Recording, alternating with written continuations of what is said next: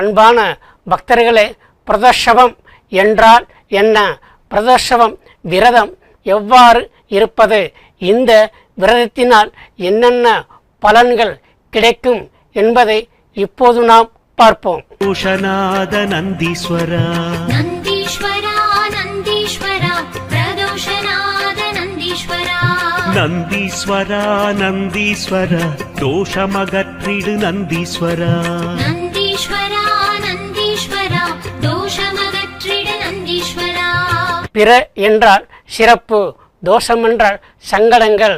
ஒவ்வொருவரின் வாழ்க்கையில் வரக்கூடிய பெரிய சங்கடங்கள் துக்கங்களை போக்க வேண்டுமென்றால் அந்த பக்தர்கள் பிரதோஷவம் விரதம் இருந்து பிரச்சனைகளை போக்கி நல்ல வளமோடு இன்றும் வாழ்ந்து வருகின்றனர்.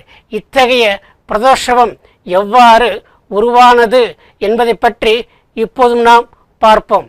அதாவது ஆதி காலத்தில் தேவர்களும் அசுரர்களும் பார்க்கடலில் அமுதத்தை எடுப்பதற்காக அவர்கள் பார்க்கடலை கடையும் போது ஆழகால விஷம் தோன்றியது. அந்த ஆழகால விஷமானது தேவர்களையும் அசுரர்களையும் பாதித்தது. இவற்றை தடுப்பதற்காக சிவபெருமான் அங்கு வந்து ஆழகால விஷத்தை அருந்தி தேவர்களையும் அசுரர்களையும் காப்பாற்றினார். பின்னர் தேவர்கள் இறுதியாக அமுதத்தை பருகி பயன்பட்டனர். இத்தகைய அமுதம் பருவதற்கு உதவியாக இருந்த சிவபெருமானுக்கு நன்றி செலுத்த வேண்டும், அவரை பிரார்த்தனை செய்ய வேண்டும், அவருக்கு வழிபாடு செய்ய வேண்டும் என்பதற்காக அவரை காண்பதற்காக கைலாயத்திற்கு சென்றார்கள். அங்கு சென்று சிவபெருமானை வழிபாடு செய்தனர்.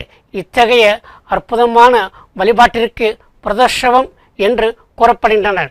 தேவர்களின் வழிபாட்டிற்கு சிவபெருமான் சந்தோஷப்பட்டார். அதே போன்று சிவபெருமானும் தேவர்களையும் அங்குள்ள சக்திகளையும் சந்தோஷப்படுத்துவதற்காக ஒரு அதிசயமான நடனத்தையும் ஆடி காண்பித்தார்.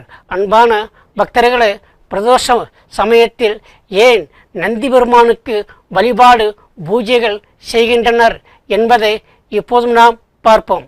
மேற்கொண்ட தேவர்களை சந்தோஷப்படுத்துவதற்காக அந்த அதிசயம் நடனமானது நந்தி தேவரின் 2 கொம்புகளுக்கு இடையில் அந்த அற்புதமான நடனத்தை ஆடி காமித்தார்.